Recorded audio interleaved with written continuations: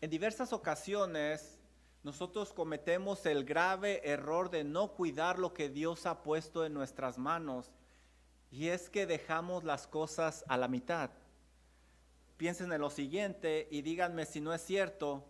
Pensamos que el casarnos es todo y no buscamos que nuestro matrimonio sea honroso delante de Dios. Pensamos que tener hijos lo es todo y no los educamos en el temor del Señor. También pensamos que hacer profesión de fe es todo y no buscamos llevar una vida santa delante de nuestro Dios. Pensamos que hacernos miembros de la iglesia es todo y no ponemos al servicio del Señor nuestros dones y talentos, y la lista puede seguir. Cometemos el grave error de dejar las cosas a la mitad y no proteger lo que Dios ha puesto en nuestras manos. Si no protegemos eso que Dios ha puesto en nuestras manos, tenemos el riesgo de perderlo. Nuestro matrimonio, nuestros hijos, la santidad, grandes oportunidades para impactar por el Señor, todo lo podemos perder si no tenemos cuidado. Por eso debemos de cuidar eso que hemos edificado y debemos de seguir edificando, sobre todo espiritualmente. Ve por favor conmigo a 2 de Juan capítulo 1 versículo número 8 y mira lo que nos dice el apóstol con respecto a esto.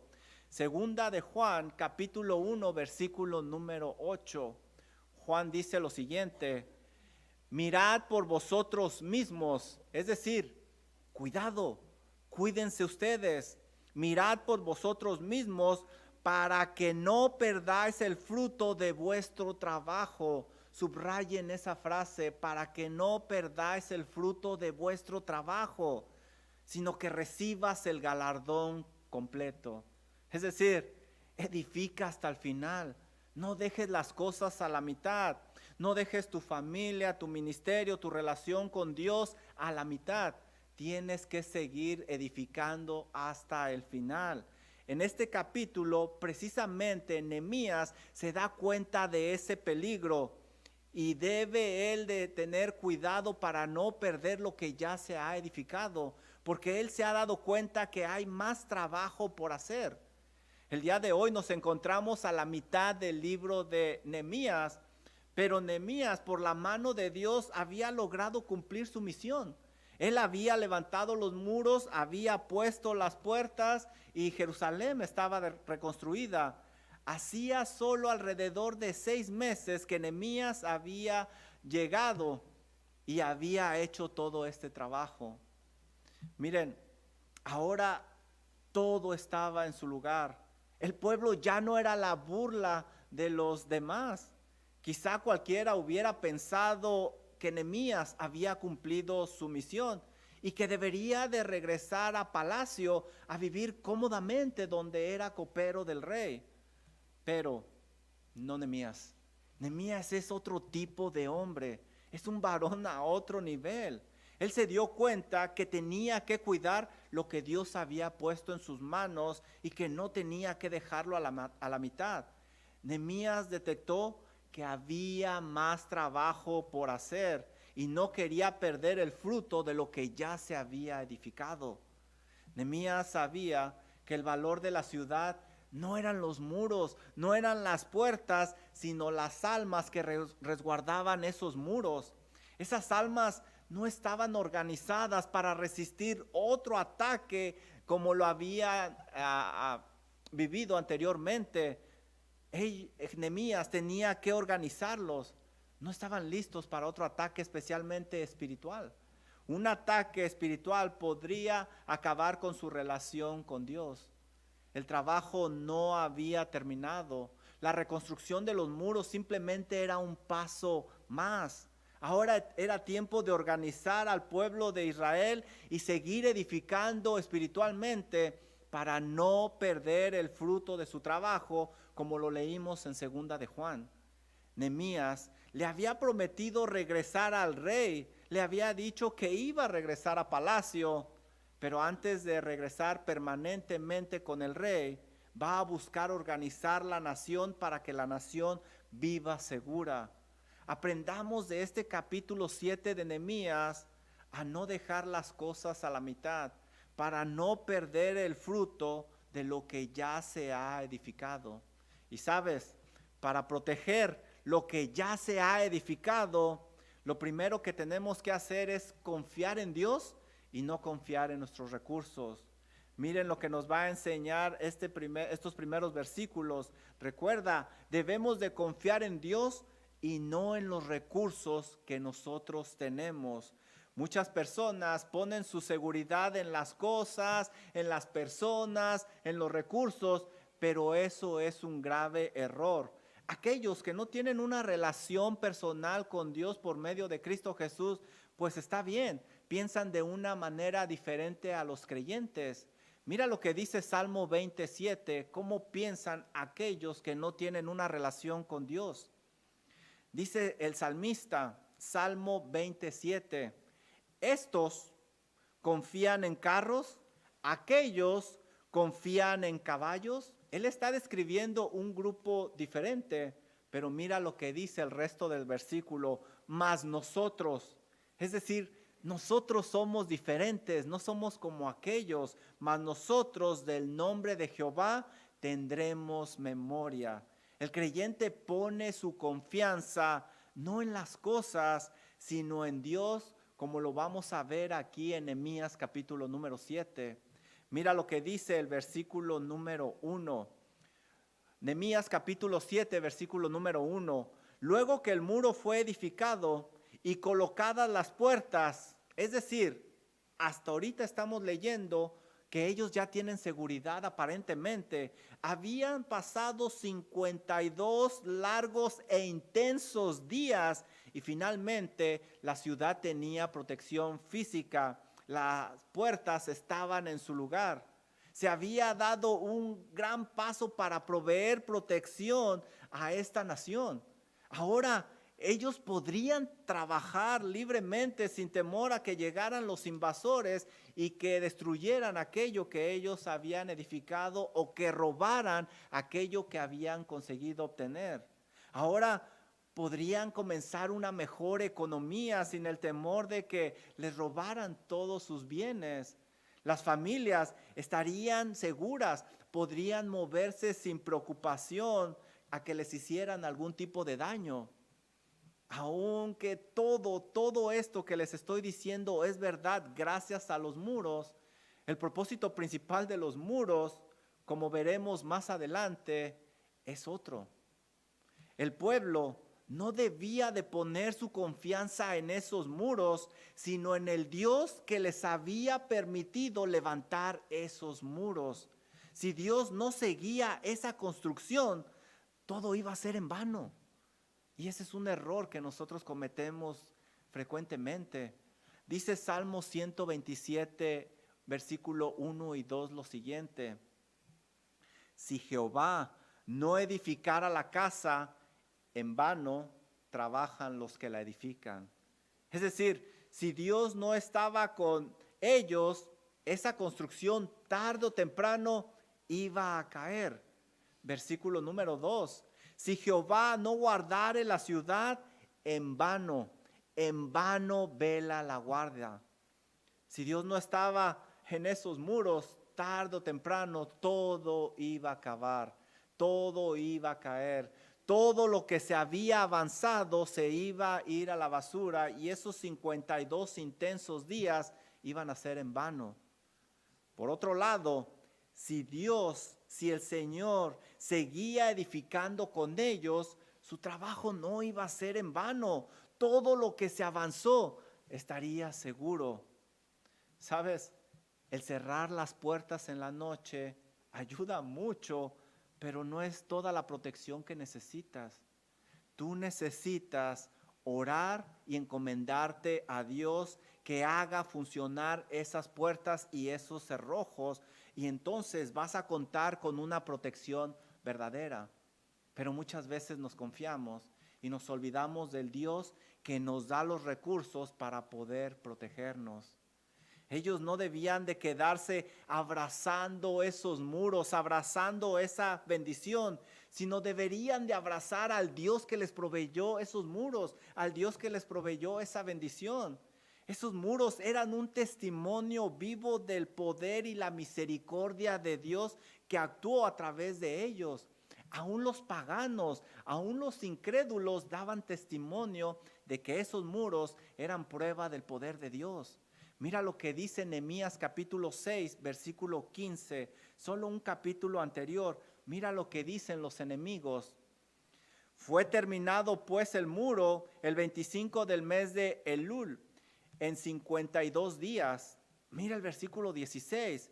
Y cuando lo oyeron todos nuestros enemigos, temieron todas las naciones que estaban alrededor de nosotros y se sintieron humillados y conocieron que por nuestra mano se había levantado esa obra. ¿Así dice tu Biblia? Si así dice tu Biblia, tírala, es una versión apócrifa. Dice, y conocieron que por nuestro Dios había sido hecho esta obra. Dios estaba detrás de todo eso. Quiero hacer una pausa. Piensa tu familia, piensa tu matrimonio, piensa tu iglesia, piensa tu ministerio. Muchos de nosotros oramos por cada una de esas cosas y las hemos dejado a la mitad. En lugar de abrazar al Dios que proveyó esas bendiciones, nos quedamos abrazando las bendiciones. No abracemos los muros, no nos sintamos independientes de Dios porque podemos pagar un precio muy alto. Muchas personas han buscado independizarse de Dios y han pagado un precio muy alto. Ve por favor conmigo a Daniel capítulo 4, versículo 30 y 31. Daniel capítulo 4, versículo 30 y 31 nos da un ejemplo de alguien que abrazó la bendición y se olvidó del Dios de la bendición.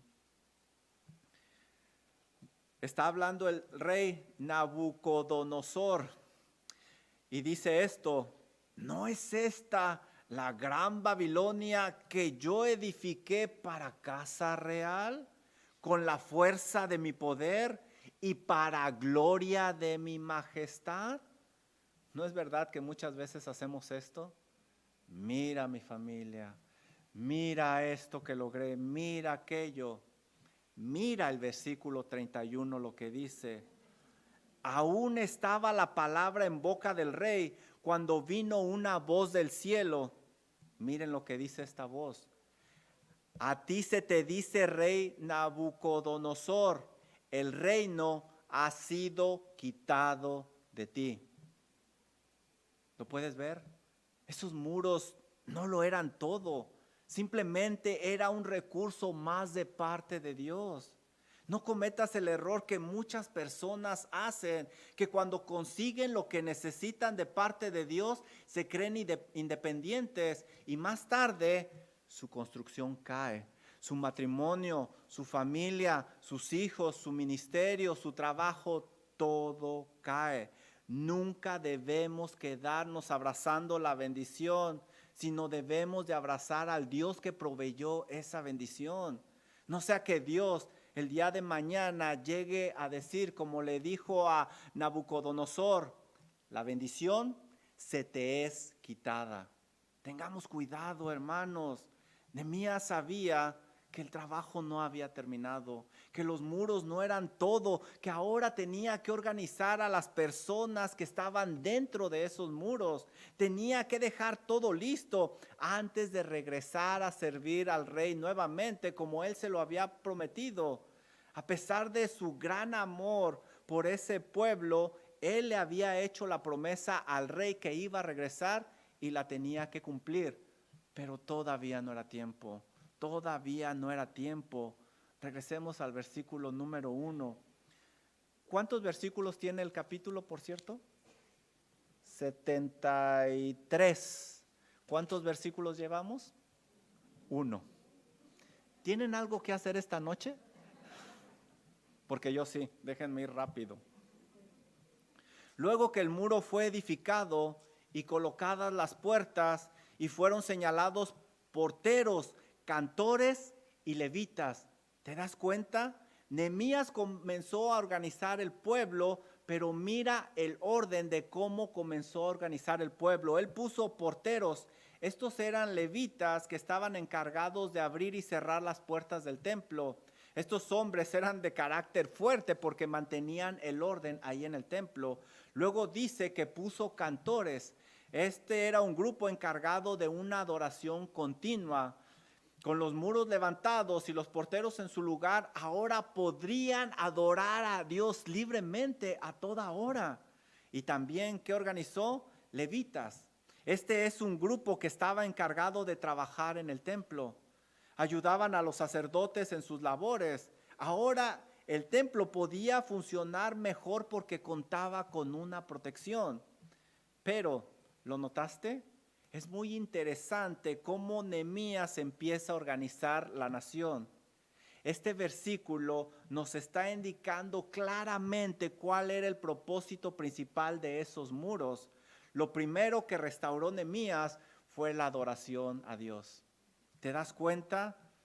Él no se quedó abrazando la bendición, sino que buscó adorar al Dios de la bendición.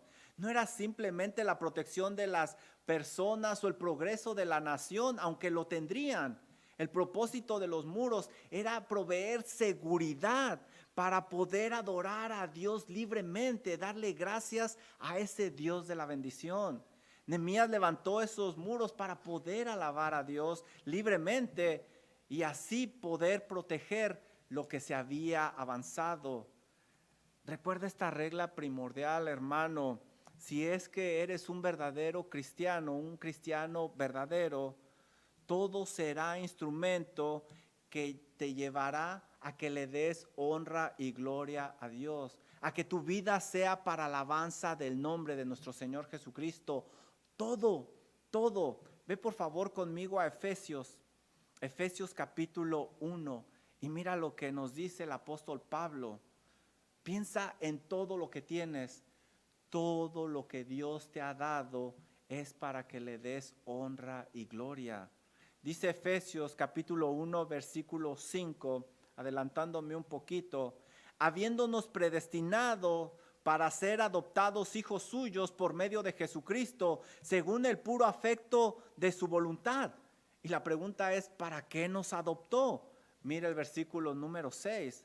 Para alabanza de la gloria de su gracia, con la cual nos hizo aceptos en el amado. Por eso nos adoptó. Ahora, ¿puedes verlo? Nos ha adoptado para que le alabemos, para que alabemos ese maravilloso y grande amor. Ve conmigo a Efesios 1:12. Mira lo que dice Pablo. Más adelantito. En él, asimismo tuvimos herencia, habiendo sido predestinados conforme al propósito del que hace todas las cosas según el designio de su voluntad. Y la pregunta es, ¿por qué nos predestinó? Mira el versículo número 12, a fin de que seamos, ¿para qué? Para alabanza de su gloria. Para eso nos ha prestado la vida. Ve un poquito más adelante, versículo número 13, Efesios 1:13. En él también vosotros, habiendo oído la palabra de verdad, el evangelio de vuestra salvación, y habiendo creído en él, fuisteis sellados con el espíritu de la promesa. Versículo 14, que es las arras de nuestra herencia hasta la redención de la posesión adquirida. Y la pregunta es, ¿para qué fuimos sellados con el Espíritu Santo? Mira lo que dice el versículo. ¿Para qué? Para alabanza de su gloria. Para eso Dios te presta la vida y para eso Dios pone recursos en tus manos. Querido hermano, nunca se te ocurra quedarte abrazando la bendición en lugar de ir al Dios que da las bendiciones. ¿Sabes? Dios te dio una casa para que ahí se le dé honra y gloria a su nombre. El tener un lugar para vivir no es el propósito principal. Dios te dio unos hijos para que los hagas discípulos del Señor Jesucristo y que ellos honren al Señor con su vida. El disfrutarlos y amarlos es hermoso, pero no es el propósito principal. ¿Sabes? Dios te dio un trabajo para poder vivir y así puedas tener los medios para darle gloria a su nombre. El poder comprar cosas y pagar aquello que debemos no es el propósito principal, aunque ayuda. ¿Sabes? Dios te dio una iglesia para que ahí le alabes y te edifiques. El tener compañerismo con los hermanos y pasar un rato agradable no es el propósito principal, aunque es verdad. Dios te sigue prestando la vida. ¿Para qué? Para que seas para alabanza de su nombre.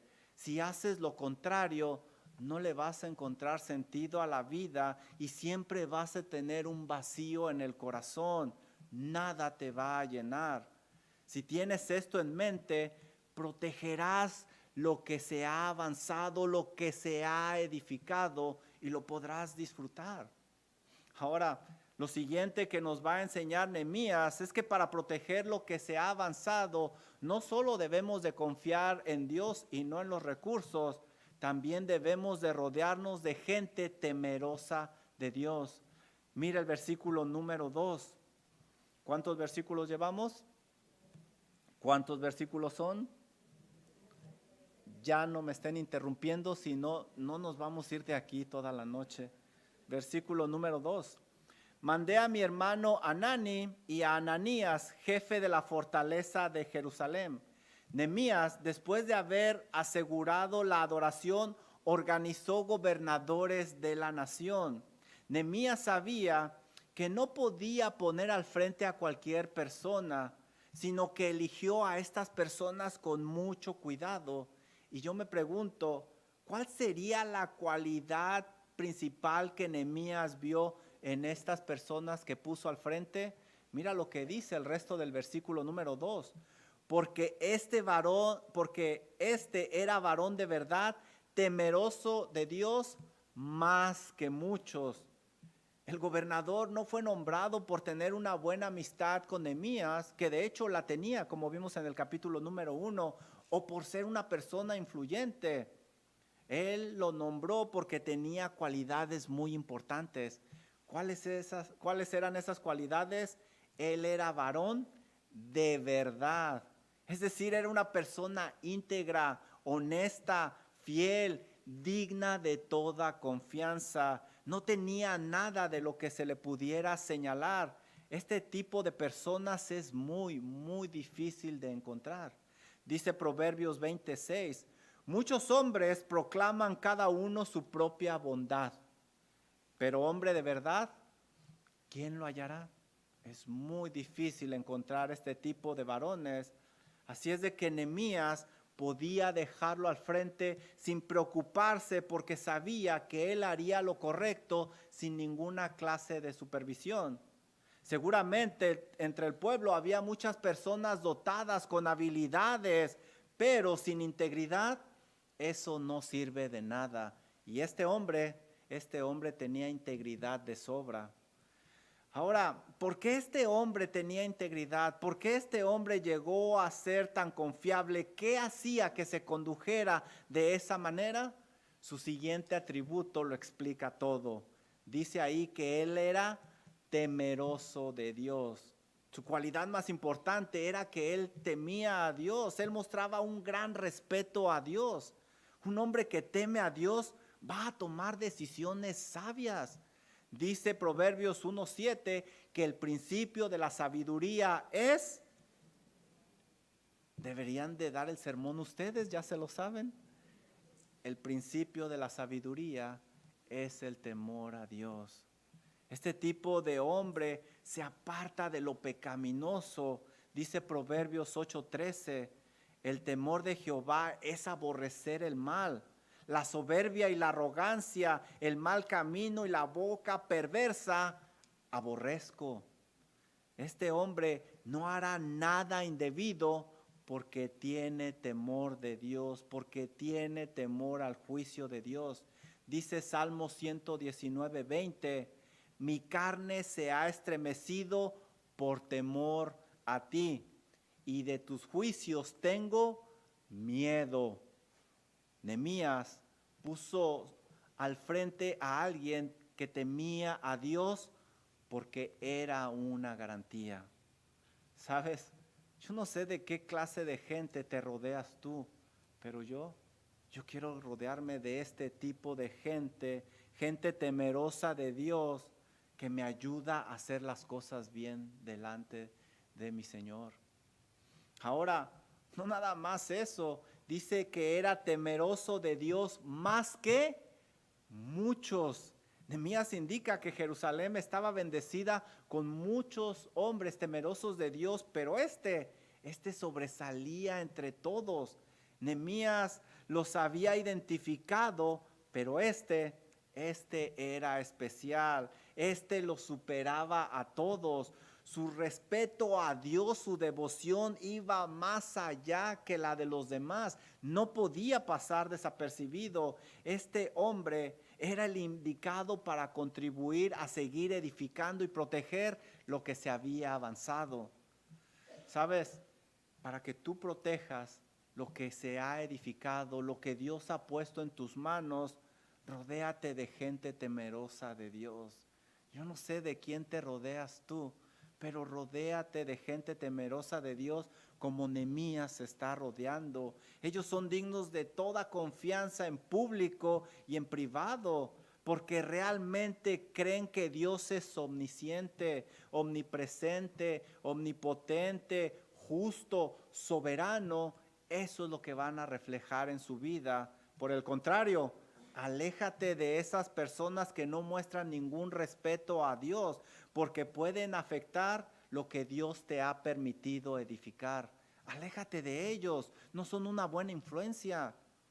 A continuación, Nehemías instruye cómo se debe de administrar la entrada a la ciudad para proteger a la gente. Versículo número 3.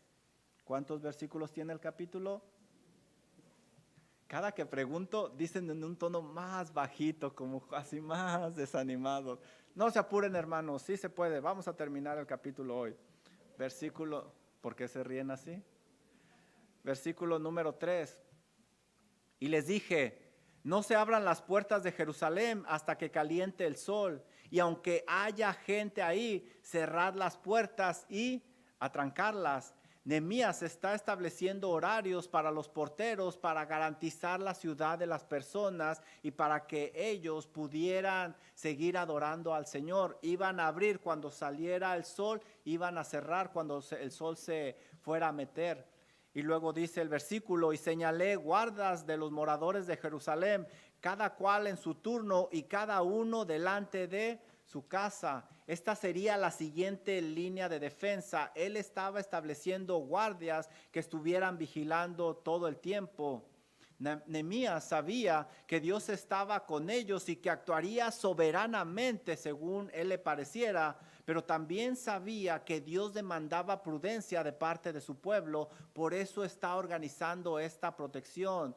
Nehemías hizo su responsabilidad humana y no tentó a Dios. Él nombró guardias. ¿Qué es lo que te estoy tratando de decir? No abuses de la soberanía de Dios. Es verdad que Dios está en control de todo, pero Dios pide prudencia de sus hijos. Por esa razón nos ha dado inteligencia para actuar. No somos títeres. Dios demanda un esfuerzo de parte de nosotros. Por eso leemos en Lucas 11:19. Yo os digo, pedid y se os dará. Buscad y hallaréis. Llamad y se os abrirá. No dejes todo a la soberanía de Dios. Eso no es correcto. Hacemos lo que está de nuestra parte y nos encomendamos a Dios, y es lo que está haciendo Nehemías. ¿Sabes? Para proteger lo que se ha edificado debes de confiar en Dios y no en los recursos. Debes de rodearte de gente temerosa de Dios, pero también tú debes de asegurarte que tengas una relación con Dios, porque si no, todo va a ser en vano. Mira el versículo número 4. Porque la ciudad era espaciosa y grande, pero poco pueblo dentro de ella, y no había casas reedificadas. Nehemías vio esa necesidad. Había mucho espacio y muchas casas en ruinas. Se debía de habitar esas casas, se debían de reconstruir para proteger mejor la ciudad. Este proyecto nuevo requería que se organizaran nuevamente, como cuando levantaron el muro. Versículo número 5 empieza con una palabra interesante. Entonces, esta palabra indica que Nehemías estuvo pensando cómo solucionar ese problema cuando se le vino algo a la mente. Entonces puso Dios en mi corazón que reuniese a los nobles y oficiales y al pueblo para que fuesen empadronados según sus genealogías. ¿Qué sucedió? Nehemías indicó que Dios le había inspirado a que reuniera al pueblo para hacer una lista de las familias. Este versículo nos muestra que este varón tenía una gran relación con Dios. Nehemías sabía que esa idea no venía de él, sino que Dios se la había proporcionado. Ahora yo te pregunto, ¿viste lo que leímos? Puso Dios en mi corazón. Yo te pregunto, ¿sigue Dios inspirándonos? ¿Sigue Dios inspirando a su pueblo? Más vale que lo creas. Más vale que lo creas. Espero que hasta el momento, con lo que hemos estudiado de su palabra, Dios haya puesto en tu corazón que confíes en Él y no en tus recursos, que te rodees de gente temerosa de Dios, o mejor, que tú seas temeroso de Dios, que te asegures que tienes una relación con Dios como lo vamos a ver en estos momentos. Pero para que Dios hable a tu corazón, por medio de su Santo Espíritu, tú debes de estudiar la Biblia. Dice 2 de Timoteo 3, 16 y 17, toda escritura es inspirada por Dios y útil para enseñar, para redarguir, para corregir, para instruir en justicia, a fin de que el hombre de Dios sea perfecto, enteramente preparado para toda buena obra. Sí, Dios sigue inspirando, pero por medio de su palabra. ¿Sabes? En nuestros días se toma muy a la ligera esta frase, Dios me puso en el corazón esto, pero debemos de tener mucho cuidado, hermanos, para que estés seguro que verdaderamente Dios puso algo en tu corazón. Fíjate el contexto de estos 7 capítulos que hemos estado estudiando. Nehemías en todo momento ha estado aplicando la palabra de Dios para enfrentar cada obstáculo que se le ha presentado. Nehemías antes y durante todo este proyecto ha estado orando constantemente. Nehemías está haciendo un proyecto que claramente viene de parte de Dios. Nehemías ha demostrado no tener un interés personal, sino solo obedecer a Dios y traer gloria a su nombre. Por último, el testimonio de Nehemías es impecable, como lo hemos estado estudiando. Si este es tu caso como el de Nehemías, entonces puedes decir probablemente que Dios te ha puesto algo en el corazón. Muchos impulsados por emociones usan esta frase, pero deberían de tener mucho cuidado. Pueden atribuirle a Dios algo que Él no ha dicho y pueden cometer un error muy, muy grave. Por esta razón, tu guía siempre tiene que ser la Biblia, donde Dios ha revelado su mensaje y Dios nos ilumina para poder entenderla. Nehemías dijo esta frase, pero la dijo en el contexto adecuado. Tengamos cuidado de usar una frase así a la ligera. A continuación, en el resto del capítulo, Nehemías muestra la genealogía del pueblo de Dios y va a buscar agruparlos. Dice Nehemías, y hallé el libro de la genealogía de los que habían subido antes y encontré en él escrito así. Y va a nombrar toda la genealogía que nosotros estudiamos anteriormente. Brinquen por favor hasta el versículo 61. Y encontramos ahí algo interesante. Estos son los que subieron de Tel Mela, Tel Harsa, Kerub, Adón e Imer, los cuales, subraya esta frase, no pudieron mostrar la casa de sus padres, ni su genealogía, si eran de Israel. Tristemente, Estas familias no podrían disfrutar de los beneficios porque no pudieron comprobar que eran israelitas. Tristemente, estos no serían los únicos que serían descartados. Por favor, ve conmigo al versículo 63. Y de los sacerdotes, los hijos de Abani, los hijos de Cosi, los hijos de Barzilae, el cual tomó mujer de las hijas de Barzilae, Galadita, y se llamó del nombre de ellas. Versículo 64. Estos buscaron sus registros de genealogías y no se halló, y fueron excluidos del sacerdocio. Y les dijo el gobernador que no comiesen de las cosas santas. No todos iban a poder disfrutar los beneficios porque no pudieron comprobar su nacionalidad. No obtuvieron una tierra como los demás porque sus nombres no se encontraban escritos en esa lista.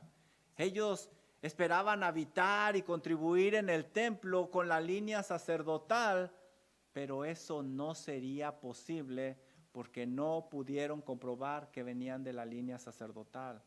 Los líderes hicieron lo correcto en excluirlos porque Dios había dicho que tenían que tener cuidado quienes iban a servir en el templo, solo los levitas. Dios tenía oficios muy delicados, los cuales no se podían ocupar por cualquier extraño. Por ejemplo, como les decía, solo los descendientes de Leví podían trabajar en el templo, solo los descendientes de Aarón podían ser sacerdotes.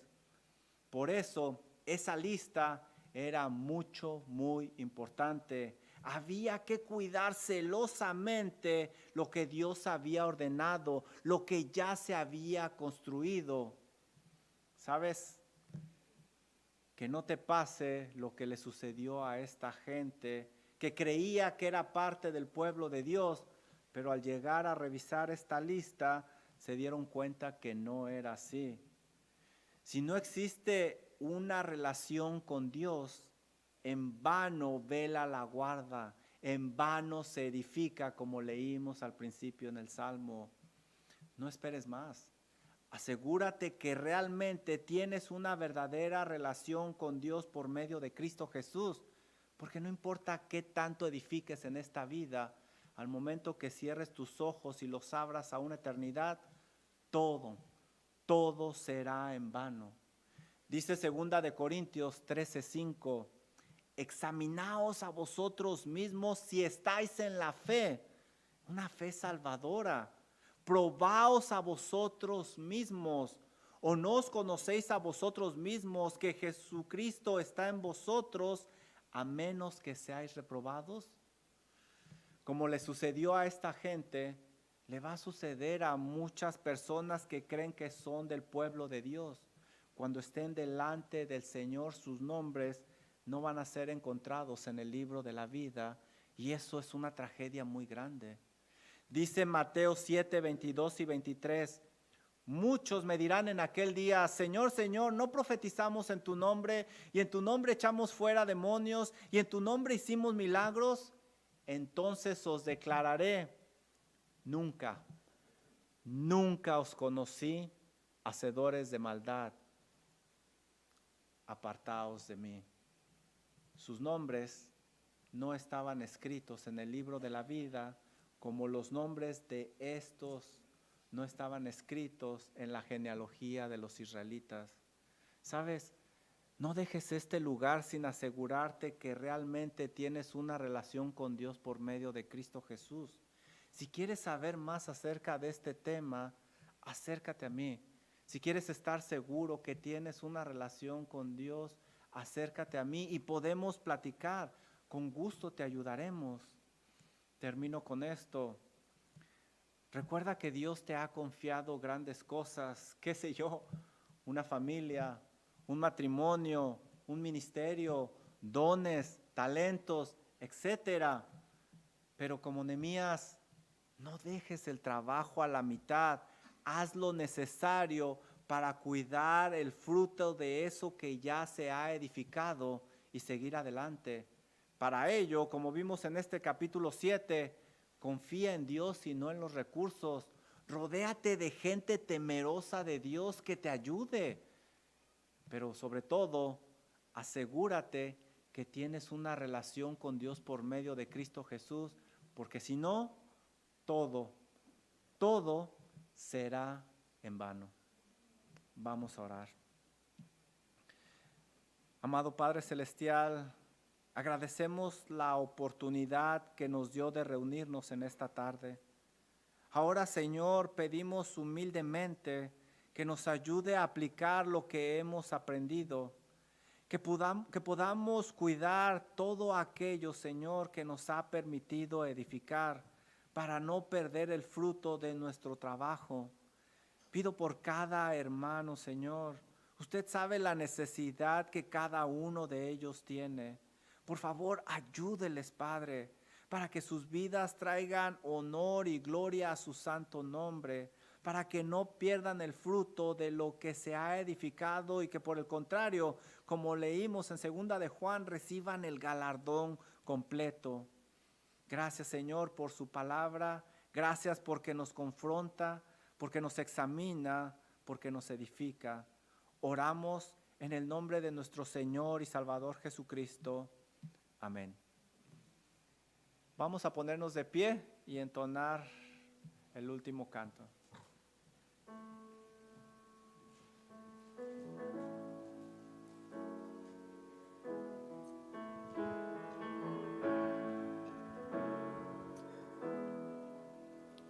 Qué amor mis pecados decide olvidar, lanzados al mar no los quiere contar.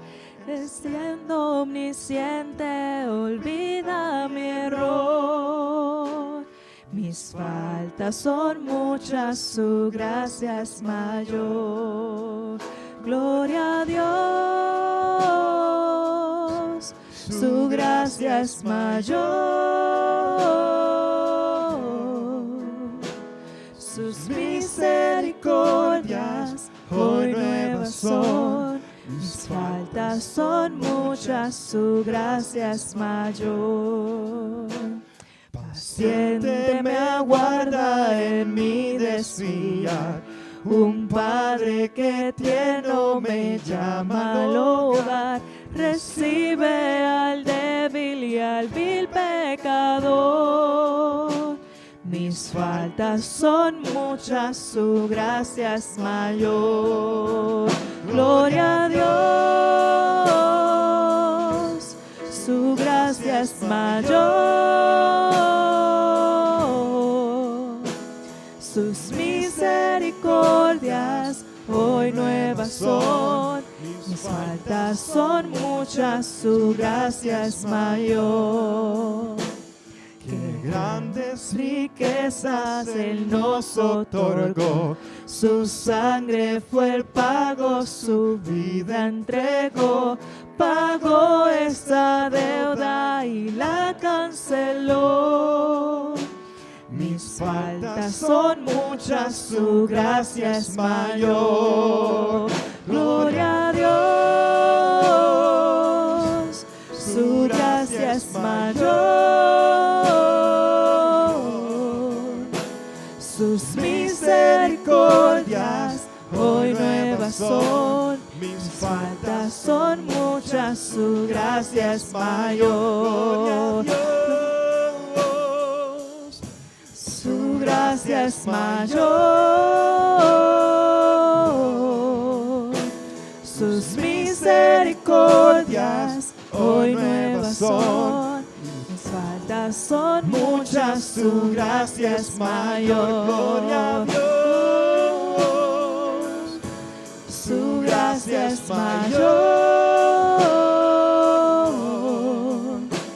Sus misericordias hoy nuevas son. Mis faltas son muchas, su gracia es mayor. Mis faltas son muchas, su gracia es mayor. Mis faltas son muchas, su gracia es mayor.